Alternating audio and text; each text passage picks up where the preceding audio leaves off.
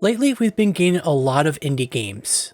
That's not a bad thing whatsoever. It's wonderful to see what people can do to make a game worthwhile. So I figured I would list off my favorites. Bear in mind, I have not played every single indie title. I'm only listing off the ones that stand out from the rest. With that, here are my top 5 favorite indie video games. I have a confession to make. I have not played Hotline Miami 1 and 2. They look like fun top-down action games despite the hard difficulty. However, I have played a game similar in the vein of these games. That game is called Ruiner. This game is not easy, and that's fine. It's supposed to help you improve on the overall skills. My only criticism is that the deep red color bothers my eyes. Otherwise, this is a worthy of a shot if you like overhead sci-fi action games. I've played a ton of walking simulator games. Virginia was great with the most memorable Sojourner's Truth music piece. However, that game isn't my absolute favorite. My favorite personally is What Remains of Edith Finch. I talked about it in my review, but to sum it up, it's an emotional ride about loss and the story behind these unfortunate events. It's a game that needs no more explanation other than you should give it a shot while you still have a chance.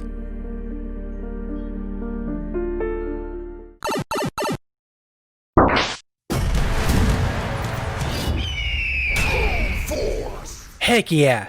Broforce is an action game where you play as characters that resemble movie characters. A lot of movie buffs will recognize most of the characters you play as. The action is so over the top, and it's great. It's a game I recommend playing with a friend or more. If you haven't played this game, and if you like over the top action, get Broforce.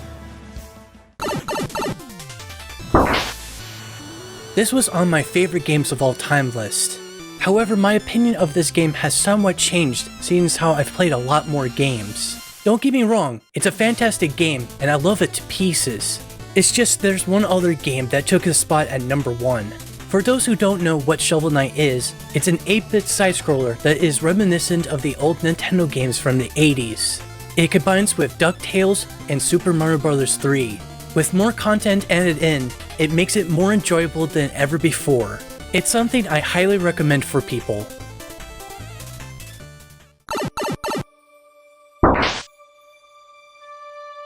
I couldn't resist. Owlboy is my favorite indie game for so many reasons.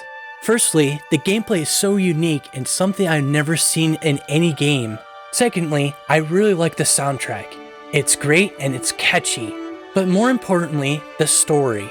The story is very close to me, as I can relate to the main character Otis. He gets mistreated for being not like the others of his kind. It's a story about differences and proof you can do anything.